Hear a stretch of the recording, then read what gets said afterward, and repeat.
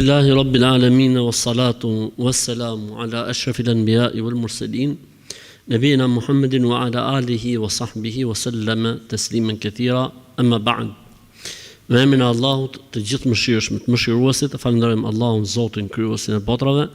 Mirësitë dhe bekimet e Zotit qofshin mbi dashurin e Tij dhe dërguarin e Tij Muhammedin sallallahu alaihi wasallam, si dhe mbi të gjithë ata besimtarë dhe ato besimtarë që ndjekin dhe pasojnë rrugën e Tij deri në ditën e Kiametit. O Allahu Zot, ne nuk kemi dije tjetër përveç asaj dije që Ti na ke dhënë, Ti je i dituri dhe Ti je i urti.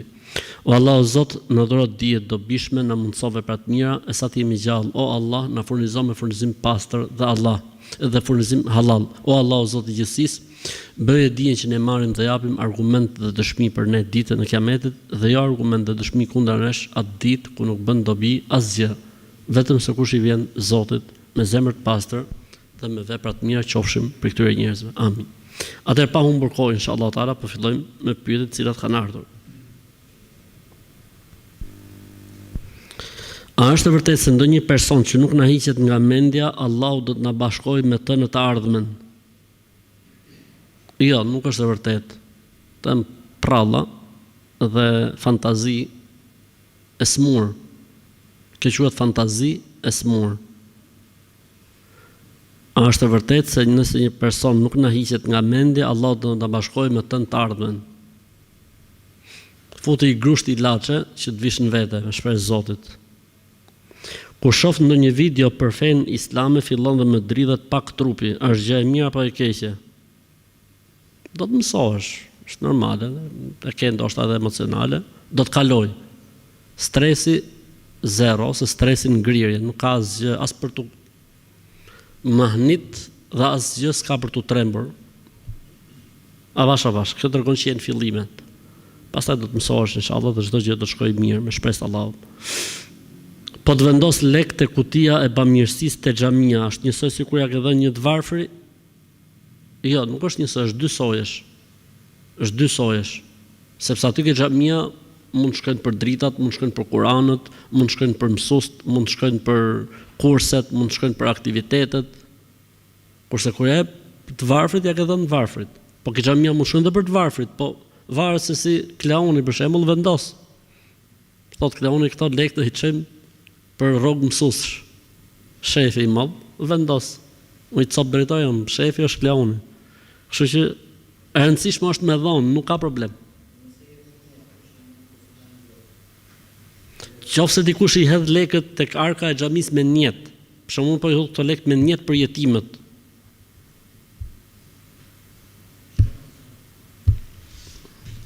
Ja, nuk shkon, sepse ku e di klauni që i ka hodh mat njet. Ama nëse ti e fut në zarf, po. Nëse ti e përcakton aty në zarf që këto lekë do të shkojnë për të varfrit, klauni është i obliguar që të shkojnë lekët për të varfrit, për jetimet, për kurset e xhamisë, për kurset e xhamisë. Kur ti e lën të lirë, pastaj si ta shofi këshilli dhe klaunit arsyeshme. Kështu që nuk, sepse nuk e di ne me çfarë njëti ke udhti. Ë? Jo. Sepse nuk mjafton vetëm njëti në këtë rast. A është e lejueshme të punosh në një kushinë, pra kuzhinë ka për qëllim sushi, sepse kam parë në internet një faqe që thotë nuk lejohet. Nëse është me prodhime deti, është halal, nuk ka asnjë problemi. Nëse bëhet sushi me një gjë tjetër, se unë nuk e di tani çfarë mund të fusin tek sushi, që është haram, bëhet haram. Ama nëse bëhet fjalë për atë sushin që ne njohim, klasikun, tradicional që bëhet me prodhime deti, është halal, nuk ka asnjë lloj problemi. A e prish abdesin qelbi, pra ka për qëllim qelbin, që mund të jetë i verdh, i bardhë ose i jeshil. Jeshil s'kam pa në herë, po nejse. Nuk e prish në mendimin më të saktë të dietarëve. Në mendimin më të saktë nuk e prish. Pra, nuk e prish dhe s'duhet me u shqetësu fare. Kisha një pyetje në lidhje me faljen e namazit të xumas. A lejo ta falim kur imami është ul prej minberit dhe janë të u përgatit rrjeshtat për faljen e xumas. Për shembull, me i thanë që ka vend të lirshëm në rreshtin e tretë ose me kthy selamin dikujt që ta jep. Me fol, pa. Kam një pyetje në lidhje me foljen, me të folurën. Thashë po thot me faljen. Lejohet, nuk ka asnjë problemi, nëse ka zbrit imami nga minberi lejohet. Nëse ka ngjit imamin në minber, pa akoma nuk është thirrë ezani, lejohet.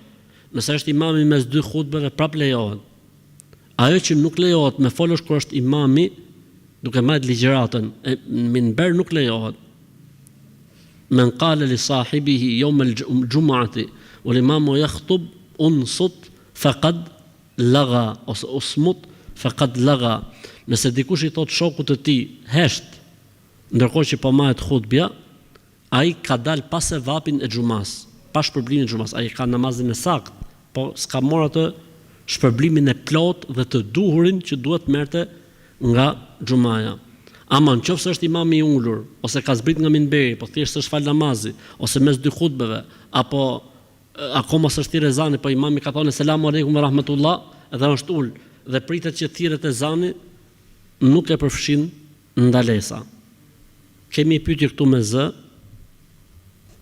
Ta dëgjojmë.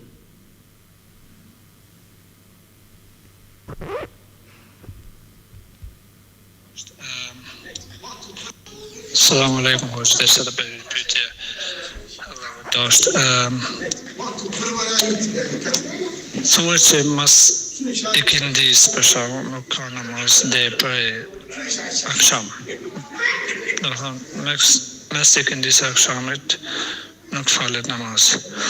Por kur hyn në xhami për shumë, para akşamit, para që me hyrë akşamit, do të reditur akşamit, po akşami sa në koma. Qartë. Pra thot se nuk lejohet mu fal namaz nga ikindia deri në akşam dhe nga sabahu deri në lindje e diellit. Po kur njeriu futet në xhami, themi rregulla është kështu, nuk bën me fal namazë vullnetare nga ikindia deri në akşam pa arsye. E nëse njeriu ka arsye, të quhen salavatun dhatu esbab, salavate me sebeb.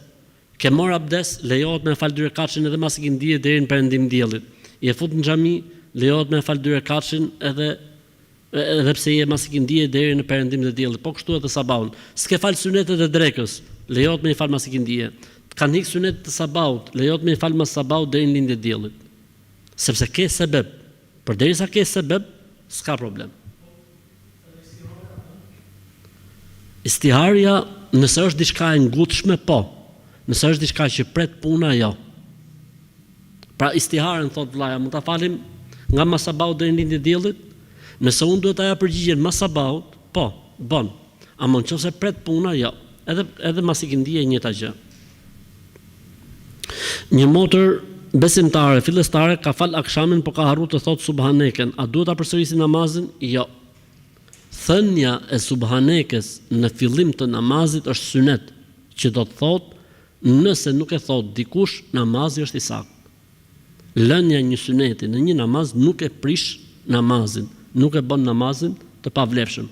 Për këtë arsye namazi ka kushte, shtylla, farze ose vaxhibe dhe sunete. Kështu që nëse njeriu lën pa bërë një nga sunetet e namazit, namazi është i vlefshëm. Nëse lën pa bërë një nga farzet apo vaxhibet, duhet ta korrigjojë nëpërmjet sevi sejdës. Nëse lën një rukn shtyll, Hanefit i thon shtyllave, që i thot xhumhuri i thon farz.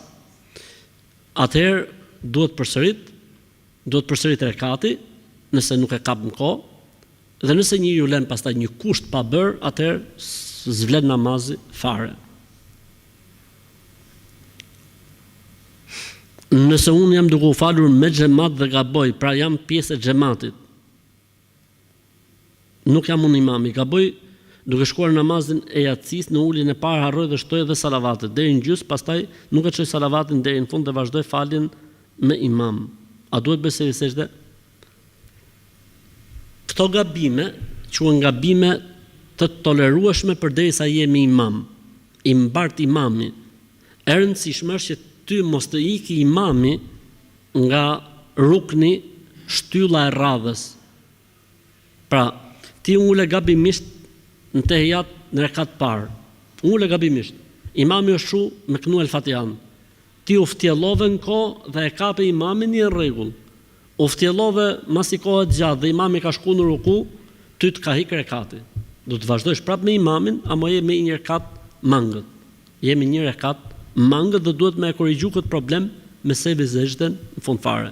Ama në qëfëse është vonesa si kjo, është të robi duke minu se është të botë i hijatin. Pastaj ka pa gjithë njës janë që në ka, mos e ka kap situatën dhe është që, nuk ka si lloj problemi. Kunata ime ka një pyetje për ju. Pajt, bismillah. Thot se vjerri i saj e ka mallkuar shumë djalin e tij duke i thënë që ta sjell Zotin e Vlad. Dhe pas një kohë atij i vdiq vajza 11 vjeçe, domethënë mbesa e plakut. Kunata mendon se kunatit i vdiq vajza për shkak të mallkimit të vjerrit dhe dëshiron të di nëse vdekja ka ardhur nga mallkimi i vjerrit dhe a vazhdon ky mallkim apo duhet ta ndërpresi ai duke u tërhequr nga mallkimi.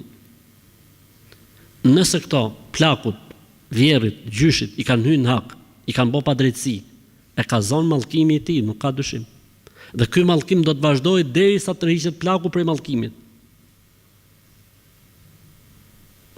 S'ka dyshim ke kjo pjesë. Të hysh në hak prindit, babës ose nonës, të mallkoja i me shpirt, po vallai nuk bën hajër as në këtë botë as në botën tjetër. Kështu që nuk është puna vetëm ke ky fëmijë që ka ndruar jetë, po do të jetë kjo gjithë. Kështu që këta duhet pendohen radh parë mes tyre dhe Zotit. E dyta duhet i kërkojnë hallallikun dhe duhet ta kënaqin plakun me çdo lloj forme që të tërhiqet nga mallkimi. Për ndryshe s'kan për të bëj hajër. Për ndryshe nuk kanë për të bëj hajër, vallahi bilaj, për Zotin. A lën feja islame me bler një macë sepse kam hasm shumë mendim për këtë çështje. Për sa i përket shitblerjes macëve, kanë një hadith, pa i hadithi faktikisht nuk është kuptuar drejt.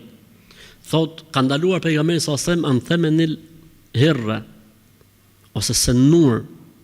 Ka ndaluar pejgamberi sallallahu alajhi wasallam nga paraja që fitohet për shitjes macës. Xhumhuri i ulemave, pra shumica e shkollave islame, thonë që ndalesa bëhet fjalë për macet e egra, nuk bëhet fjalë për macet e buta. Argumenti i përjashtimit e Buhurejra, argumenti i përjashtimit, gruaja që kishte lidh macën, etj. Macet janë të pastra, sillen rreth e përqarkush, hadithi i saktë. Plus që janë të dobishme. Janë dobishme për mite, për zvarranikët e tjerë. Kështu që nuk përbën asnjë lloj problemi. Si më thënë, jarga e macës në islam si konsiderohet e pista apo e pastër? E pastër. Kështu që nuk përbën problem. Shumica e dietarëve thonë që hadithi i ndalesës nga fitimi i shit bilerjeve të macës ose të maceve thonë ka të bëjë me të egrat dhe jo me të butat.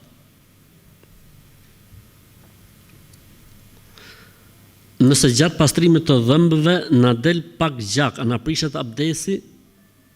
Jo, në mendimin e të gjithë dietarëve të islamit, edhe hanefit, që sipas tyre gjaku e prish abdesin, jo, në këtë rast jo, pse është diçka e vogël. Edhe ata thonë, nëse është diçka e pakët, nuk përbën asnjë lloj problemi. Siç është rasti kur njeriu pastron dhëmbët.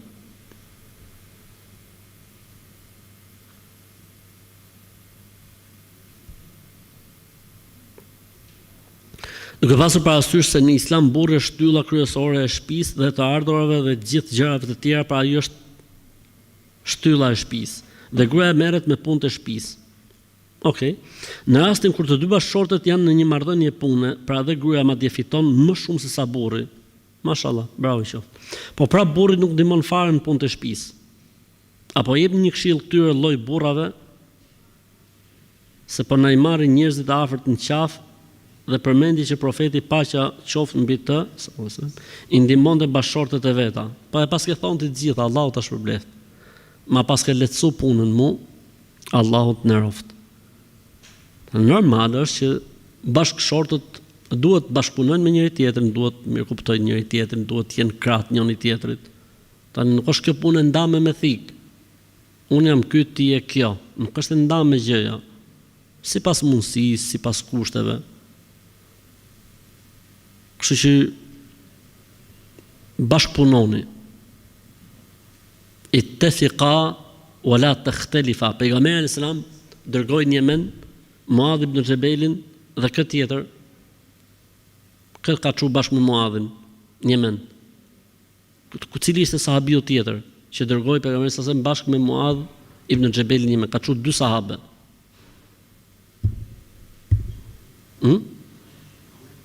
Ja. Gjeni javën tjetër do ju pyes. Edhe ju tha ittafiqa wala takhtalifa. Dakordohuni dhe mos u përçani me njëri tjetrin. Kur dy njerëz që janë në një mision duhet të jenë të dakorduar. A ka mision më të madh dhe më të rëndësishëm sa misioni i familjes? Nuk ka. Kështu që bashkëshortët duhet gjejnë gjuhën me njëri tjetrin. Nuk kanë gjëra të ndame, nuk ke ketin islam diku që thuhet punë e burrit, punë e gruas. Nuk ke diçka, çat kesh mundsi, edhe fëmijët, po edhe enët, po edhe këtë, edhe atë.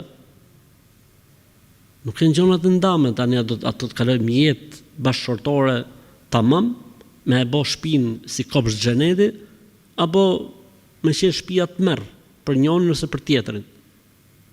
S'do të shofi njeriu gjona, janë shumë gjona të rëndësishme në jetë që njeriu duhet të anashkalojë për hatër të Zotit, për hatër të projektit. Projekti i familjes është një projekt që nis këtu dhe vazhdon edhe në xhenet. Nuk ke për të pas këto probleme me gruan në xhenet. S'ke për pas as probleme pastrimi, as probleme gatimi, as probleme kalamajsh, as probleme pares, as ta, s'ke për pas. Në xhenet është full option kënaqësia dhe lumturia. Kështu që këto 300 vjet që ke në këtë botë shtysh si ti shtysh, çfarë problemi ka? Në përjetësi atje pastaj në infinit je si mbret.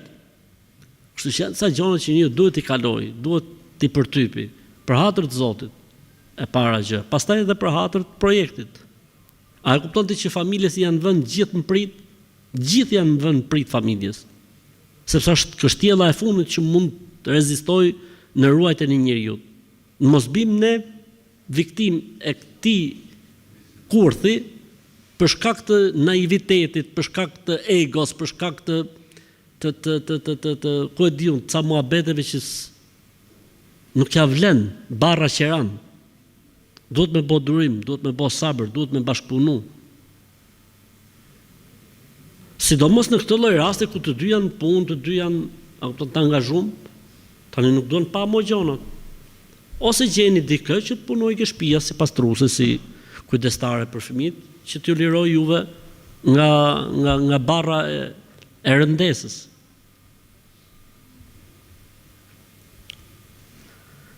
Nëse jemi për nguta, mund të falim vetëm farzin dhe pastaj ta falim sunetin kaza, nuk ka asnjë lloj problemi.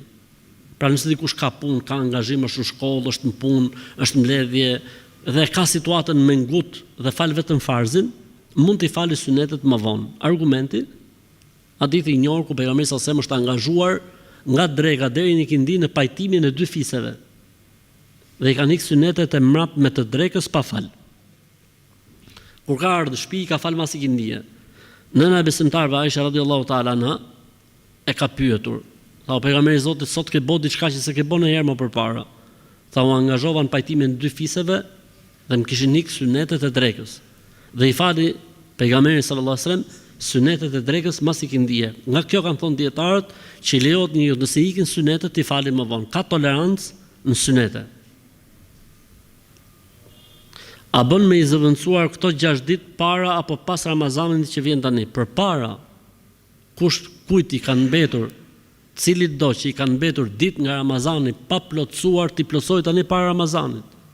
Sidomos tani në këtë kohë që është kohë, mashallah, do të thonë dimër, dita është e shkurtër, as nuk njihet pse njeriu s'ka ngrënë dhe s'ka pirë, kështu që duhet të plotësuar ditën e Ramazanit para se të ardhë Ramazani.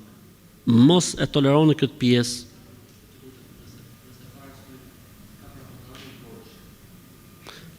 Nëse ka Ramazani dikë borxh do t'i bëj, nuk shlyhet borxhi. Ramazani i ri është i saktë, ndërkohë që njeriu është gjynafqar plus. Pra nëse deri në Ramazan duhet ta kishte shly, shtyrja e tij mas Ramazanit e bën gjynafqar edhe më shumë.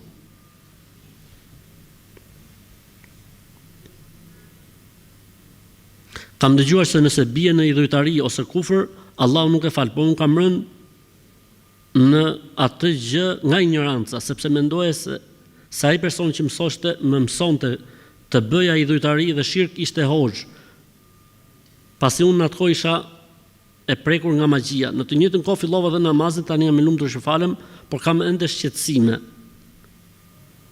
Tani për sa i përket shirkut dhe kufrit që kam bërë unë më përpara, a më fal Zoti? Padyshim që po. Padyshim. Inna Allaha yaghfiru dhunuba jami'a. Allahu i fal gjitha gjunahet. Ya ayyuhalladhina amanu tubu ila Allahi tawbatan nasuha. Asa rabbukum an yukaffira ankum sayyi'atikum. O që keni besuar, pendoni te Allahu me një pendim të sinqert, të pastër, të çiltër dhe gjithë përfshirës. Zoti do t'ua falë gjitha gjunahet. I dërguari Allahut sallallahu alaihi wasallam ka thënë: "Et-taibu min adh-dhanbi kaman la dhanba lah." Ai që pendohet për diçka që e ka bërë, sikur se ka bërë. Kështu që Zoti i fal gjitha. Zoti i fal të gjitha pa përjashtim. E rëndësishme është që njeriu të pendohet në kohën e pendimit dhe me kushtet e pendimit.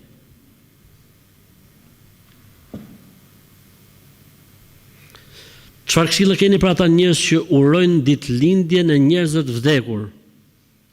S'ka kush i arreston. Ai ka vdek ti thu urime ditëlindja e kujt? E gjyshit. Po gjyshi ka 300 vjet që ka vdek. Këta janë njerëz që s'ka spital që i merr përsipër. Duhet me i çu me ato të tjerë.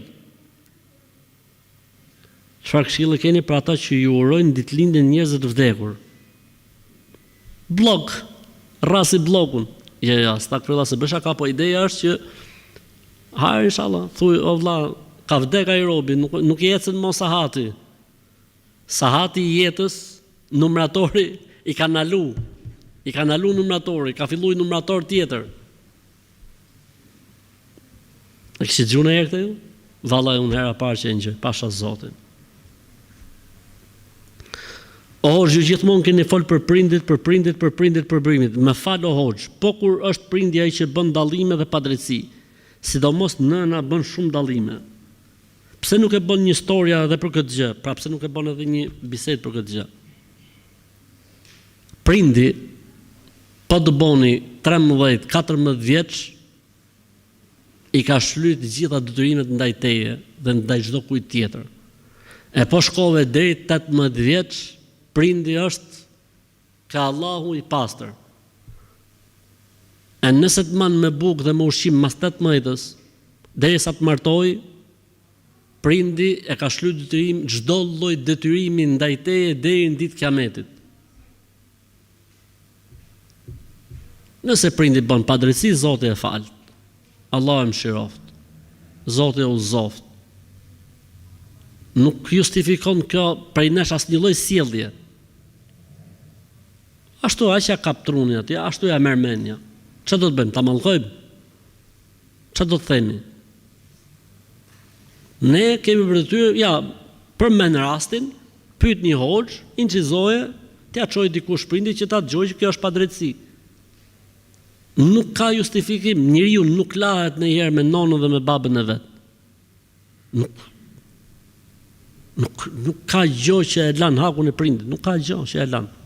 Se ti ekziston, kush është bo sebeb mas Allahut që ti je në këtë botë? Prindi ke marrë nga baba diçka dhe nga nona gjithë pjesën tjetër. Kështu që nuk ka justifikim, nuk ka gjë që mund të barazoj hakun e prindit në këtë botë. Prandaj nëse prindrit ju bëjnë padrejtësi, ulni kokën, këshillojeni, edhe shifni jetën tuaj. Çfarë detyrimi ka prindi ndaj teje? Asnjë lloj detyrimi s'ka ndaj teje nëse ti bosh 18 vjeç apo pak më shumë se 18 vjeçari. Shifo vëlla jetën, do të baj prindin ngurriz gjithë jetën ty. Kështu që prindërit tanë, cilët neve na kanë rrit, na kanë shkollu, na kanë martu, na kanë lehtësu gjonat, i kanë shlyer detyrimet. Tani prindërit tanë nuk janë as ke sadakaja ndaj nesh, janë ke nafilja. Kështu që puthini kamët prindërve sa i keni gjallë, se do t'ja dini vlerën kur mos t'i keni më gjallë. Ashtu, do të dëshirojsh të ishte prindi gjallë, edhe pse bën padrejtësi.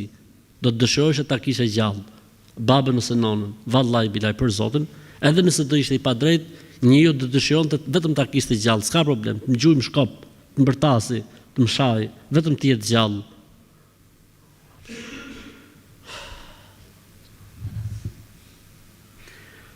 Nëse namazi i duhas duhet falet deri 5 minuta para ezanit drekës, a është njësoj edhe për ditën e xhuma? Për ditën e xhuma ka tolerancë, sepse në mendimin më të saktë të dietarëve është se dita e xhuma, në mendimin më të saktë, sepse ka dy mendime, është se dita e xhuma nuk ka orar. Dhe se xhumaja fillon qysh para dite. Kështu që ka përzierje në këtë punë, kështu që nëse njeriu bën niyetin për namaz duhaje nuk ka problem. Edhe mas kohës së paradites.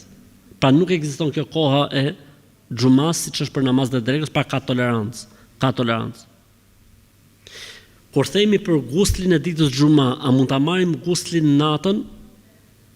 Ka dy opsione, më saktë është që po vlen.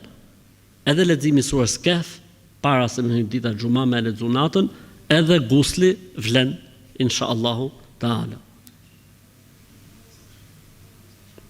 Mas akşami i tëjtës gjithmonë, nga akşami i tëjtës e mrapa. Faktikisht është një pyetje shumë interesante. Babai im thoshte është i moshuar dhe nuk lëviz. Ne si familje po mundohemi me gjitha mënyrat për të kujdesur për të, por është bërë shumë e vështirë sepse ai ka nevojë për një kujdes profesional, që ne nuk dim ta ofrojmë ashtu siç duhet dhe kemi frikë se si fëmijë e dëmtojmë. Nëse e dërgojmë atë në një shtëpi të moshuarve ku çdo gjë bëhet me shërbimin më të mirë mjekësor dhe me përkujdesje të vazhdueshme. A konsiderohet kjo gjëna? Qëllimi ynë kurrë nuk është ta braktisim atë, por ta ndihmojmë për të jetuar një jetë më të mirë dhe ta vizitojmë atë shpesh.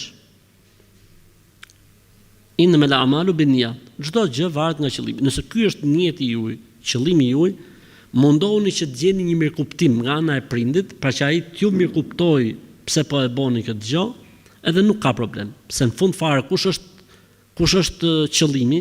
Në fund fare qëllimi është që ne t'i shërbejmë prindit, t'ja lehtësojmë atij jetën, t'ja bëjmë atij jetën sa më të mirë.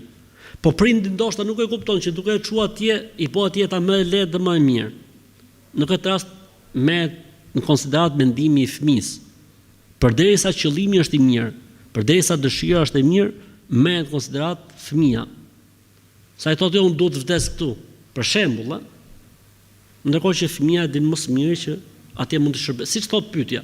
Pra nëse është situata siç është bërë pyetja, unë do të thosha po nuk ka asnjë lloj problemi fetarisht.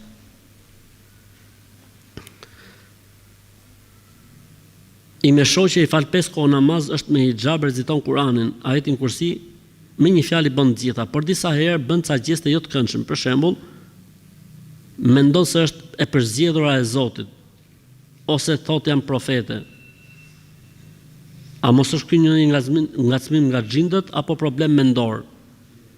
Po, mund të jenë të dyja bashkë. Mund të ketë edhe nga xhindët dhe nga truni i vogël që si punon, në rregull. Ose mund ta ketë vetëm nga truni, e s'ka xhin aty drejt i fare. I kanë bot xixh ato nervat, kanë filluar të bëjnë, si quhet kjo? Kur kjo? Mas. Kanë filluar nervat të bëjnë mas. Po mund të jetë edhe smur me xhin. Edhe i duket vetes sikur i vjen shpallja. Shef në drejt në shejton me rroba të bardha, thotë erdhi engjëlli. Sapo më tha kështu apo ashtu. Kështu që Allahu zoft, unë do të këshillosha që ta çosh në spital. Unë mendoj se ka nevojë për spital. Për raste të tilla, do thotë se ka filluar qarku ose çarku ti luaj për venit, kështu që duhet me ja vidos që mos ti luaj. E ke parasysh motori kur thyn njëri nga komët, motori i makinës kur thyn një kom çazhur më bën. Edhe në këtë rast kemi të bëjmë me thyrjen njëra nga bazikat e trunit, aty ku mbështetet truni. Edhe kemi mas, ka bërë mas. Mund të jetë edhe me xhin, ha, mund të jetë, Allahu din më së miri. Po, zotëri, kishe gjetë. Ta bim ta kënojmë këti.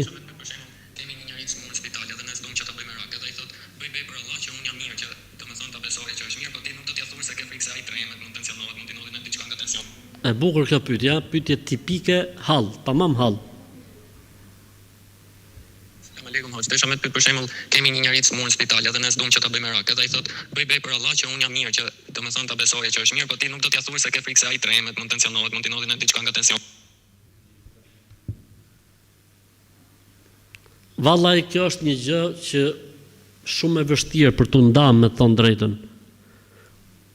Mu po të më pyesi puna, them që më mirë të thuhen gjonat. Sepse dhe ai njeriu përgatitet, shtjellohet, po mund të bëhet keq. Do të bëhet keq 5 minuta, 10 minuta, pastaj edhe ai do të vinë vete, do të shtjellohet. Po me rrejt tjetër, mi thonë, ke infekcion, ndërkohë që ati ndoshta I ka ngel si mas, le të themi, parashikimeve shkencore edhe I mu jetë. Thuhet mirë të u bë mirë, në efektet e ilaçit se do të dalsh edhe I çik del. Ai do të dali, po do të dalin në tabut. S'është normale për mendimin tim. E di që njerëz dhe po ti thosh kancer ose po ti thosh një smundje të rëndë ku dëgjon, po më mirë ta di njeriu, mendimi im, ndoshta nuk jam gabim. Unë mendoj që më mirë njeriu ta di problemin që ka. Reflekton, pendohet, kërkon hallallikun, tregon borxhet që ka apo borxhet që I kanë. Kjo është më e mira. Kjo është më e mira që thuhen gjonat ashtu siç janë. Përveç se nëse është në një rast ekstrem ku dëgjon në një që edhe kur e prekte ferra I bitet fikt se thot vdiqja, është mohabet tjetër, po këto janë raste të rralla. Në përgjithësi për mendimin tim, më mirë thuhen gjonat sepse ke edhe ti më shumë si më thon ndikim në këshillimin e tij. Po, në shumë vende të botës e thonë, por në Shqipëri akoma nuk e kanë thyr këtë lloj problemi. I them unë herë dikujt, ishte anë nga funi. I thash unë, thuj la ilaha illallah, thash sa më shpesh, sepse ke Zotit do të shkojmë gjithë. Si u kishin ngel hatri këtu në familjarëve. Si I tha ashtu babës tonë. Po o vëlla ishte njofti, pastaj e humte. Njofti, pastaj e humte. Domethënë ishte pothuajse në fund fare. Tha ala e marrin me shpresë. Ashtu është gjinov vëlla për Zotin. Kështu që unë mendoj që duhet me e thonë, duhet me e dhonë sinjalet. Kam pasi rast tjetër, kam shku të një personi s'mun, edhe mu bo mësim kjo se u bo gjyq. Tani si t'ja them, këto I thëshin ke infekcion. I thashun, hosh më thonë, qarë I thashun, thuj sa më shpesh, la ilaha illallah, mos janë ndaj. A mirë. O bo baba keq, pse e kuptoj që o të vdek. Po mirë për që I thoj që jo babës, ke për të në gjallë. Që elhamdulillah, hajër inshallah. Çfarë pyetje kishe ti vis? E kemi dhonë, e kemi trajtuar këtë çështje disa herë. Tek pyetje përgjigjet është një që thot luan apo lepër. E kam bënë pyetje vetes time. Atë e kam dhënë përgjigjen. Atë e kam dhënë përgjigjen. E ke një përgjigje atë? A ke një përgjigje atë? Çka kam thonë atë? Lejohet kam thonë.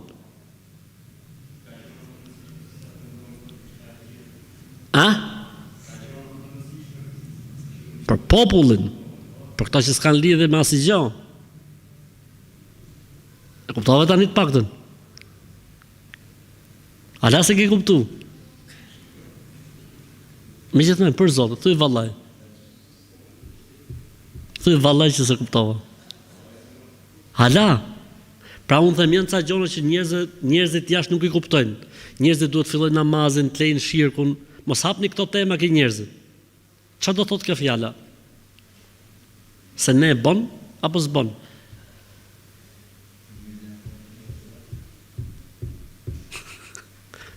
nuk e kemi. Nuk e kemi.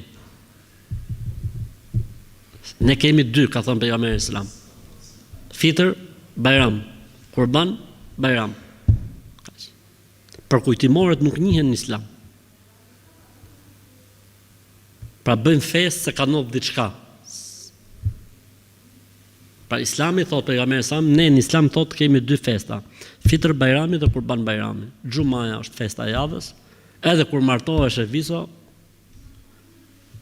shembe. Është tamam fest. Në rregull. Doli emri në televizor. Okej. Nëse është ujë pak i turbullt në këto kohërat e shirave, a bën të marrim abdes? Jo, s'ka asnjë problemi fetarisht. Nëse uji është i turbulluar për shkak të shiut, ose për shkak të gjetheve, ose se ashtu buron, apo ka squfër, apo ka ku dëgjon, nuk ka asnjë lloj problemi, apo ka aromë, siç është uji i llixhave, apo ka krip, siç është uji i detit, nuk ka asnjë lloj problemi fetarisht. Pra mund të marrësh abdes dhe je në rregull. A është haram se fëmija janë të bë sport, MMA, mundje, MMA, dhe janë shumë të talentum dhe i kam dërgu, më kanë thonë disa njerëz se është haram. A është e vërtet? Sepse për çdo gjë e lidhke me fenë islame, lexojke dhe vetëm për të qenë i sigurt po të pyes ty. Tani janë dy gjëra të ndryshme. Mundja është halal, ndërsa MMA-ja ka një rregull që thot pejgamberi alayhis salam, thot ka ndaluar pejgamberi sa sem që të goditet tjetrin fytyrë. Amon, nëse njëri mëson për vete, me e pas për vete, çdo lloj sporti nuk ka problem. Nëse ti mëson boks për vete, që nëse del në një xhahil, ta bjerë këtu, e vën gjumë 5 minuta, çohet prapë ai, vjen një jetë prapë. Pra me mësu sportet për vete nuk ka problem. Mundje boksit me mësu për vete nuk ka problem. Me i mësu që me i zhvillu si sporte, nëse bëhet fjalë për goditje në fytyrë, në Islam ka tekst të qartë që e ndalon. Jo po për shembull ai Habibi, ai tjetër si ka emrin. Ku dëgjon e tjerë. Allah është shpërbleft ata, alhamdulillah. Vëllezërit tanë janë. Pse njeriu lun sport apo MMA nuk ka dalë nga Islami. Ai musliman është. Thjesht kjo gjë është gabim. Ne tani pse e lun X apo Y apo Z, nuk e bëjmë dot halal. Pra ai ligji është ligj. Kështu që janë dy gjëra të ndryshme. Nëse bëhet fjalë vetëm për mundje, stresit zero, lejohet edhe me ushtru etj. Nëse bëhet fjalë për çdo lloj sporti tjetër ku goditet fytyra e njeriu, aty ka ndalesë të qartë. Urdhëro? Në mbrojtje qitja hunën mazveshit. Kur jetë në mbrojtje, s'ka si problem, pra ne pa thashun, nëse ti e mëson për vete, nuk ka si lloj problemi. Bilon do të këshillosh edhe motrat muslimane, gocat të mësojnë. Lloj xhaidi, lloj shafiri. Ti arrasi motra muslimane, paralizohet kafsha, pastaj vjen me ambulanca, vjen prapë vete, mas të 4 ditë, po i bëhet mësim, që femrat me shami, nuk i prek se këto të flikin derën. Kështu që i këshilloj gocat, motrat muslimane, vajzat tona që t'i futen sporteve, karates. Po gocat me gocat, Allah të shpërblev, se mos ta mësojnë me çunat pastaj. Ja, të mësojnë kështu në vete. E di që bën edhe burrat pastaj të mirë. Se kur të habiri burrin e herë këto, ja rras një burri kështu, ting. Bjerë burrin gjuj, vjen vete, si bëhet burri pastaj. Bëhet e snof. Nëse këta janë shaka, mos i merrni të gjitha seriozisht. Po jo, kjo që duhet mësojnë gocat, duhet mësojnë vallaj. Se është bërë jetë e keqe, jetë e vështirë. Pse mos mësojnë? Pse duhet mësojnë vetëm çunat sporte? Edhe gocat duhet mësojnë. Normalisht, si mas kushteve islame, pa bërë haram, t'jenë me mësueset, jenë vete, sipas rregullave që përcaktohen.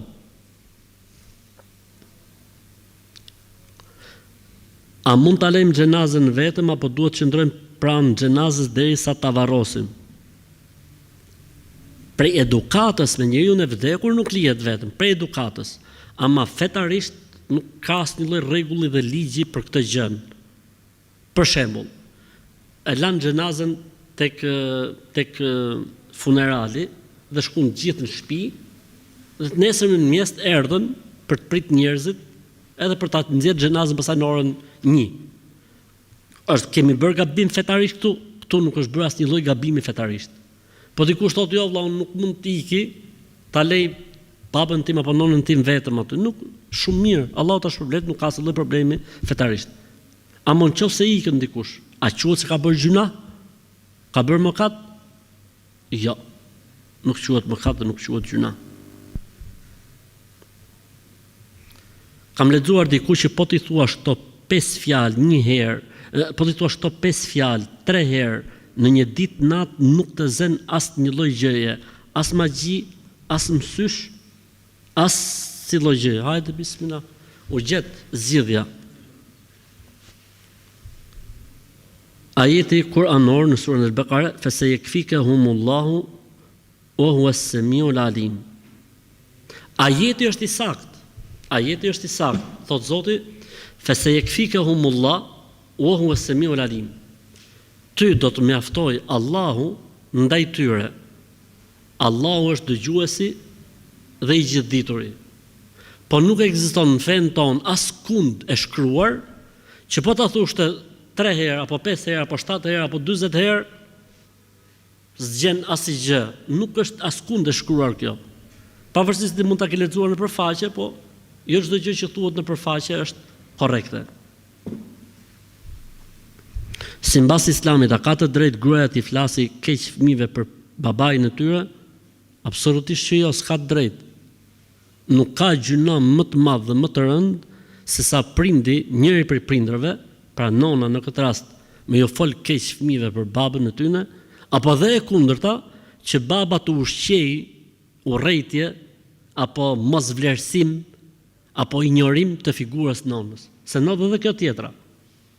Pra baba mundohet me zhvlerësu nonën, as merr vesh, raca aty në janë kështu, ne jena kështu, ja po ato s'din gjë, ja po unë gjithë më kanë zi jetën, a shef si o abo juve kjo, po mu që më kanë zi jetën gjithë jetën, të visha kalamajve, për nonën e tyne.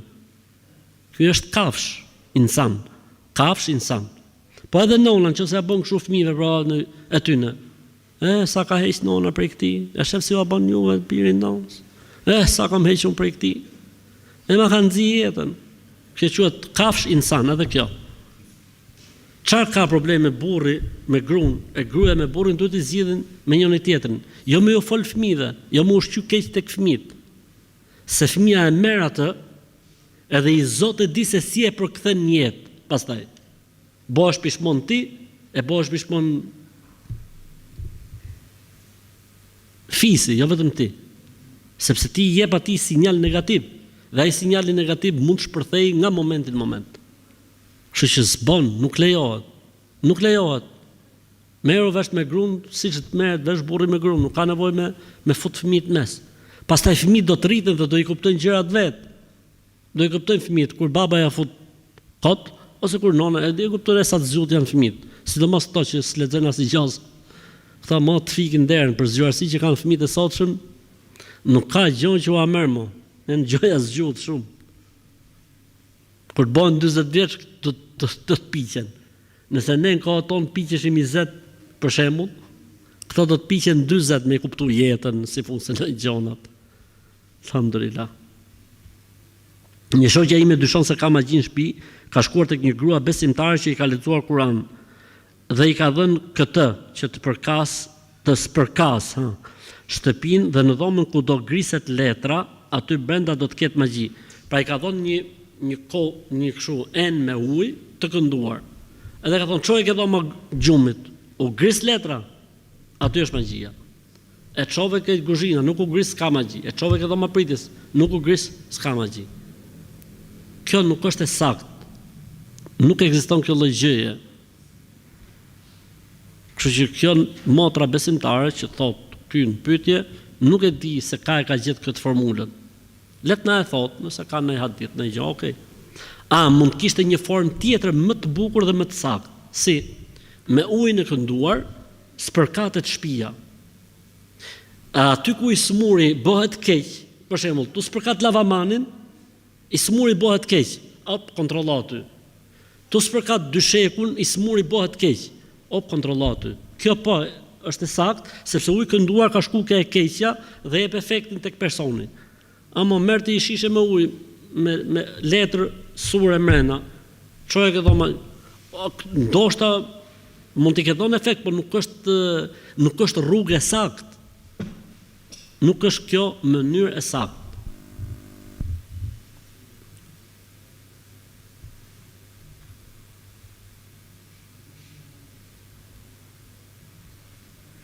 Hoxh, kam një 2 borxhli, njëri më ka 15.000 euro borxh, ndërsa tjetri më ka 19.000 euro borxh që 3 vjet. A është gjuna të përdor dikë që mund t'u marrë atyre parat dhe unë me këtë i rregullojmë vetë muhabetet, se si ndajmë. Lejohet që t'u çojsh dikë që t'u mori parat e tuaja, edhe i thuat jamën vetëm merra se gjysmë do t'i jap ty, për shembull. S'ka si problem fetarisht. Në mënyrë ligjore gjithmonë. Jo, në mënyrë kështu, jo ligjore. Ka njerëz që dinë metoda ligjore shumë të sakta që t'i kthejnë lekët, mashallah. Edhe duke të falendëruar bides, duke thonë faleminderit. Kështu që nëse ja gjen metodën na thuaj edhe neve se i kemi edhe ne ca që alas ne kanë la borxhet. Ju ardh Zoti hakut, ju ardh. Allahu i falt. Jam në punë, por kam një hall ditën e premte, ditën e xhuman, pra drejtori i punës nuk më jep leje të fal xhuman. Dhe unë shkoj e fal, por ai më pret ditën e punës. Apo i ha hakun punës, unë apo ai po më hyn hak mua. Këta xhahilat që lozin me fen dhe me besimin e njerëzve, për sa i përket xhumas. Këta duhet t'i friksohen Zotit se i Zoti di se ku do t'ua japi Zoti dënimin dhe ndëshkimin që nuk i lejnë besimtarët të falin namaz. Jo vetëm që janë gjëna fqar, po i Zoti di se ku do t'ua japi Zoti këtu në këtë botë. Kështu që ne duhet jemi të qartë kur fillojmë një punë dhe duhet i themi këtyre njerëzve, ignorant dhe xhahila, që unë xhuman 1 orë du pushim. Jo mos merr mund punaj, mos u fut vëlla në atë punë.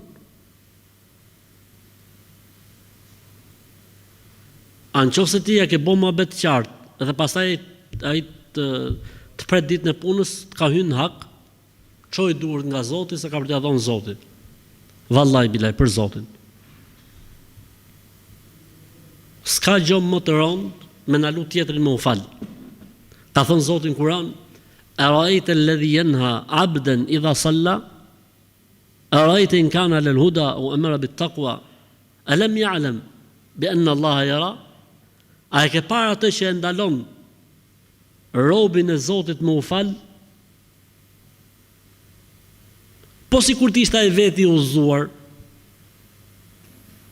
Po sikur të ndroi venen ky drejtori, shefi, pronari, po sikur të ishte ai i udhëzuari, e të ishte në punë tek dikush tjetër. Pastaj tha: "A nuk e din ai se Allahu po e sheh? Ti që ndalon njëri me shku për ditë xhumaje, a nuk e din ti se Zoti të sheh? Çfarë do të thosh Zotit? Do më bë luftë Allahu."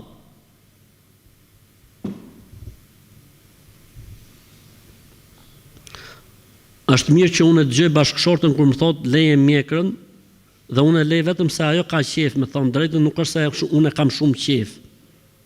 E rëndësishme leje, mos bëj haramin e ruajtjes. Ka një rregull në shariat që thot, për lënien e haramit nuk është kusht njeti.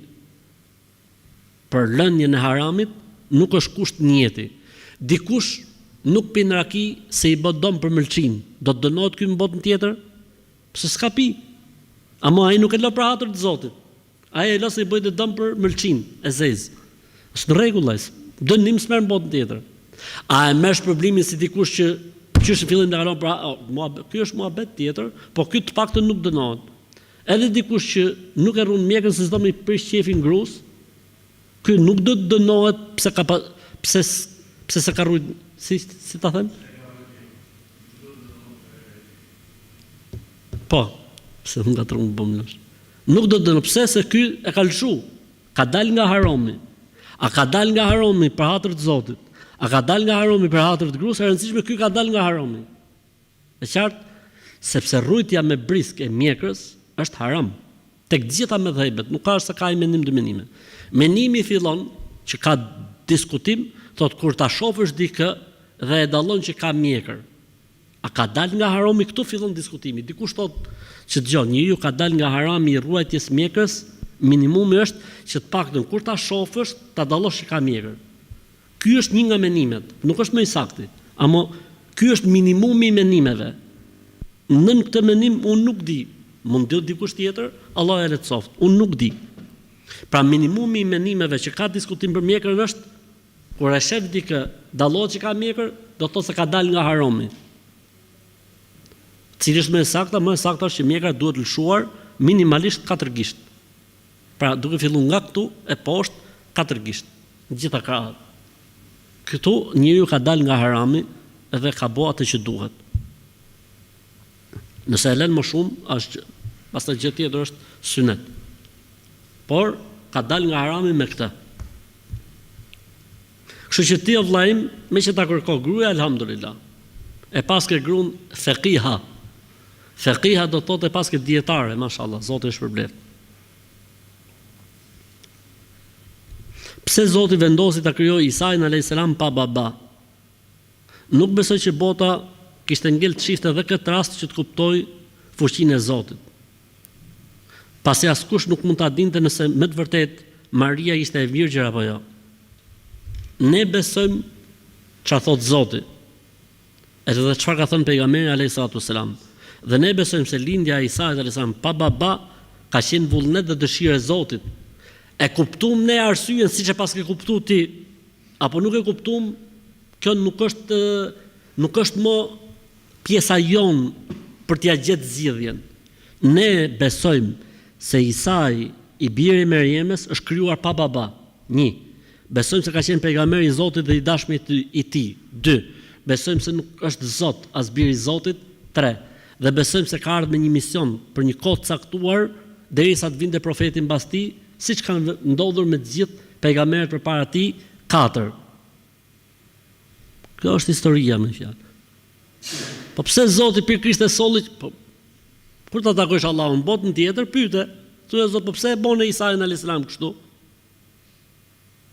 Ne themi siç ka thënë Zoti në Kur'an. Çka ka thënë Zoti në Kur'an? Inna mathala Isa indallahi ka mathali Adam. Khalaqahu min turabin thumma qala lahu kun fayakun. Shembulli i Isait tek Zoti është si shembulli i Ademit. E krijoi nga dheu dhe i tha bëhu bëhet. Këtë e krijoi nga nona dhe i tha bëhu bëhet. Pse e dha Zoti këtë përgjigje? Që mos thot dikush me që s'ka bab është biri i Zotit. Tha Zoti jo. Se i bjerë nëse ky pa bab është biri i Zotit, i bjerë që Ademi të jetë 2 herë biri i Zotit, se s'kishte as bab as non. Dhe i bjerë që Havaja të ishte bie e Zotit, sepse edhe s'kishte non, po kishte vetëm bab. Kjo që thu ti përmendet si urtësi, e përmendin dietar si urtësi. Pra thon Zoti ka krijuar nga balta pa nonë pa bab. Zoti krijon me nonë me bab. Zoti ka krijuar me bab pa nonë dhe dha verdiktin e fundit. Zoti që ka krijuar me nonë pa bab. Kush mund ta bëjë këtë punë përveç Allahut?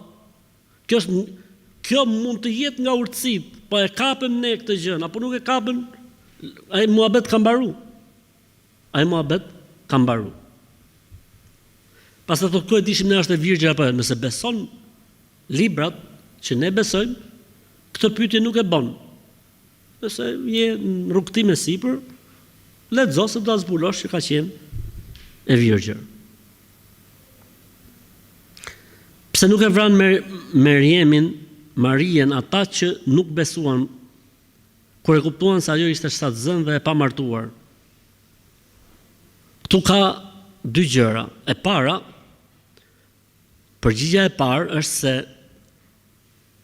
sipas një verdikti të Islamit është se Meriemja ka ngel 7 zën dhe ka lindur jo në kohë reale si të gjitha gratë. Pra ka ndodhur mrekullia, si më thoni, ka ndodhur mrekullia atje ku e thot Zoti në Kur'an, edhe ka ardhur me fëmijë në krah. Ky është një mendim. Mendimi i dytë thotë ka pas 7 zanin e plot si gjitha gratë e tjera, por Meriemja ka pas net në adhurim. I ka bazbo babai vet, i kanë bazbo një dhomë të veçantë që të rinte në adhurim të Zotit, sepse nona e Meriemës si kishte emrin? Si kishte emrin? Hajde. Ka pas emër shqiptar. Hana. Ajo kur boni dua tha, o Allah o Zotim, më jepi fëmijë se do ta bëj zotim për ty. Kur lindi fëmia lindi gocë. Çfarë tha ajo? O Zot, apo lindi gocë? Unë isha menu për çun që ta lesha shërbëtor të tempullit, vakf, fëmijë në vakf për tempullit. E duke qenë se kishte dhënë premtim u mlodhën ato dietarët e asaj kohe, si t'ja bëjmë? Goca në tempull nuk shërbente. Si t'ja bëjmë?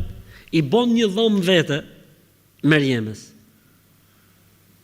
Në mendimin e dytë, ka qenë dhomën e vet, ka qenë ato mrekullit që i jepte Zoti, edhe kur ka dal me fëmijë. Kurse mendimi i parë jo thot, i ka ndodhur ajo me Xhibrilin kur e takoi, ka ngel 7 zën, dua ec rrugës, ka ardhur ke burimi, ka lind. Tjetra, ti nuk mund pyesësh sot mas 2000 e sa vitesh, pse nuk e vran? Na gjej një nga ato aparatura që e kthejnë kohën, ma pse të pyesim? Pse nuk e vran, thot. Kur një person të hyn sefte në dyqan, sefte kjo është tipike autoktone tiranëse, dhe thot, do të ecim mbar se kam hyrë i pari, se jam i marrë si person.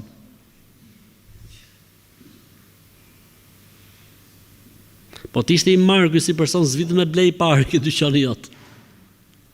S'kishte nevojë, çojte ato shërbëtorët në ble. Shkonin bleni duk të gjonasat në ato gjithë të vrapu, kush ta knaqi atë agajin, beun. Hajë inshallah, këto janë kështu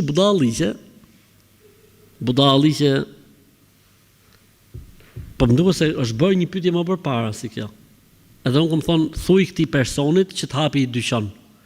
Me që pas ka dorën e marrë dhe komën e marrë, thuj këtij tipit që të hapi i dyqan, se ky ka për ta myt tregun. Elhamdulillah, hajë inshallah. Si jemi me kohën? Okej, kemi. A është gjëna të kërkojmë sebeb për të mbetur 7 zënë, si për shembull të shkojmë tek një grua, ajo vendos diçka te bargu dhe thotë duhet vish 3 ditë. Lejohet, nuk ka asnjë problemi, vetëm boni fëmijë sa më shumë, stresit zero. Nëse e falim xhumana, e kemi patjetër të falim në drekën, jo në mendimin më të qelluar. Ka mendim që thot falet, por nuk është mendim i qelluar. Më saktë dhe më drejta është që nuk obligohet dreka mbas xhumas. Është një mendim nga mëdhëbi Shafii që e ka këtë, po nuk ka argument. Më erdhi një vëlla mbas namazit kishte ndruar jetë gjyshi nga familja ata janë musliman me emër. Ky çuni falet dhe donte që t'ia falin xhenazën gjyshit, por njerëzit e shtëpisë nuk ishin dakord. Më pyeti si t'ia bëjmë. Masi të varroset, shkojnë musliman dhe i falin xhenazën. Masi të varroset dhe marrojnë njerëzit ikin, nesër për shembull, ose 2-3 orë më vonë organizohen musliman dhe shkojnë ja falin xhenazën. Cili është gjykimi i ngrënë se mjedhjeve se unë kam ngrënë vazhdimisht, mirë po mora vesh që kishte mendime të ndryshme. Vazhdo të hajsh pa merak, vetëm bo bismillah kur të hajsh. Nëse kemi një udhëtim për 3-4 orë nga shtëpia, a lejohet të shkurtojmë dhe bashkojmë namazin? Ky udhëtim i 3-4 orë mund të jetë në qytetit për shembull. Ose mena del nga qyteti në fshat, poshtë rruga keqe dhe zgjat 3-4 orë. S'ka këtu as shkurtim, as bashkim. Nëse ti del në një qytet tjetër, atëherë po.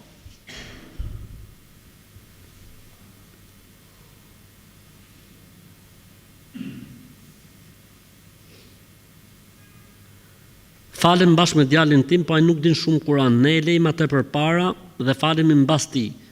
Po ne i lexojmë suret. Apo të dalun përpara. Jo. Çuni rrin përpara, aq sa din ai, ju lexojeni në vete, jo me zë të lartë. Në vete i lexoni ju dhe çuni të falet ashtu si din ai dhe me ato sure që din ai. Vendosja e sutrës përpara është obligim apo sunet? Ka dy mendime. Po nëse jemi në një pozicion dhe një situatë të tillë që kalojnë njerëz apo friksohemi se kalojnë njerëz, duhet vendosur sutra e patjetër. Pejgamberi sa ka thënë, nëse falet ndonjëri për jush, le të vendosi mes tij dhe kiblës sutre.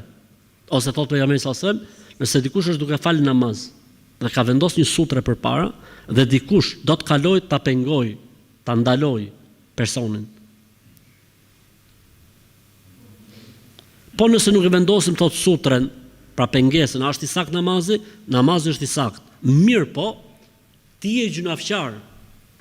Nëse s'ke vu sutre, je gjunafqar, sepse ke lënë një detyrë pa bërë. Namazi është i sakt. Po si jemi? Mbarum, ha? Okej.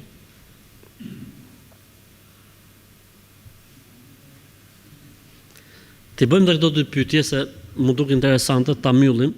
Jam 20 e sa vjeç, që mos përmenim shifrën fiks. E martuar dhe me të jam i pajtuar, pra me sjelljen që ai ka.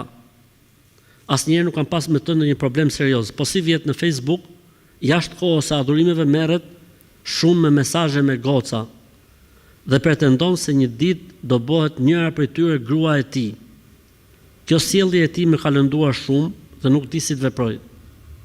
Po me të gjitha ato, si shkruan, janë jo besimtare dhe mendon që edhe ta bëj besimtare dhe pastaj ta marri për nuse. Kur nuk ec me njërin, vazhdon me një tjetër dhe kjo gjë më ka bërë që të ftohem prej tij. Më thot bindju burrit tan, nuk të duhet gjë me kë shkruaj unë. Allahu e falt, Allahu zoft, gabim vallaj është për Zotin. Vëlla, kush do më martu, duhet ndjekë rrugën e duhur për të martuar. Nuk bëhet kjo të shkruajt lloj-lloj femre. S'është normale, vallaj, për Zotin. Për një mashkull musliman nuk është normale. Thot, kush të ndali, kur të ndali. Qafira, jo, se inshallah bëj edhe muslimane, i rrugë dy punë.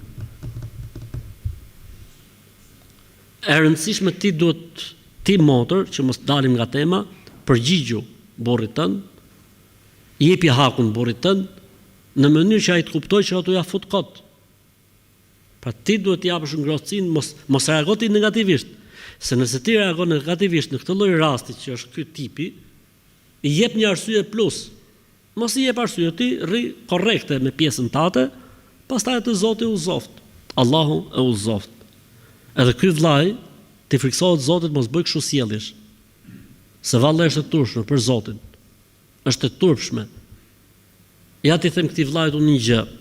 Nëse do të kishte ky vllaj një dhondër, a do të ishte i kënaqur që dhondri të sillej me gocën e tij në këtë formë siç po sillet ky me nusën e tij?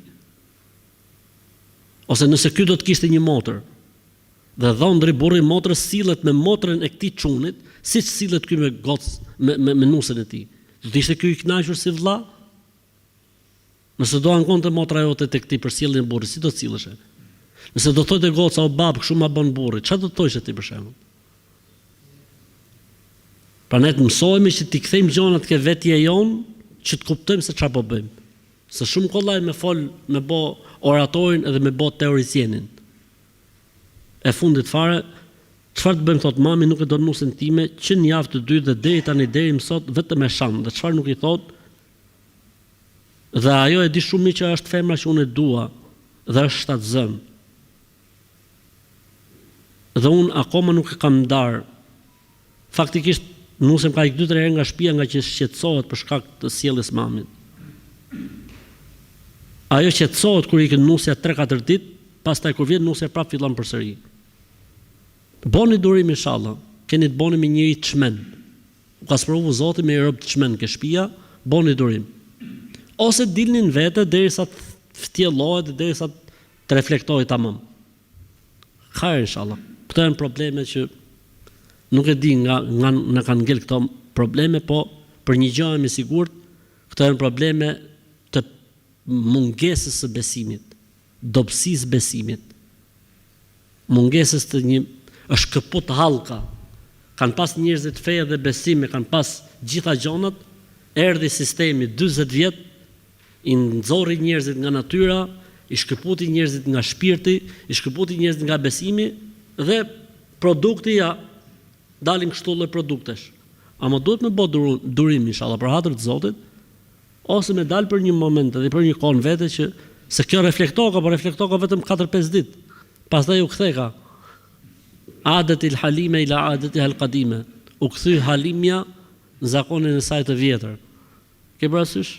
Hajr inshallah, bof Zotit. Allahu e boft hajr. E rëndësishme është që këto janë ato raste që ne kemi thonë sheriat, që i lejohet nusës me kërku me dalë në vete. Këto janë ato raste që lejohet me kërku me vete, sepse kjo është e lujt me menç, pse duhet lujt dhe kjo menç Allah. Më mirë të rria jo. Më mirë me pas një të çmendur se me pas 2. Mund bëhet dhe burri pastaj i çmendur, se lu dhe ky menç i shkretë, se edhe mashkulli ka i kufin që fund fare i nxefen terat dhe ludhaj me dhe bën 3 çmendur për shkak të një të çmendure. Kështu që më mirë të ri një çmendur në vete, e të çmeni burrin e vet, siç e ka çmend deri më sot, mos çmeni edhe këto të tjerët, se çmenduria, që ta kuptoni ju, është sëmundje ngjitse. Pa njëri dhe nuk e izolojnë, i kap gjithë.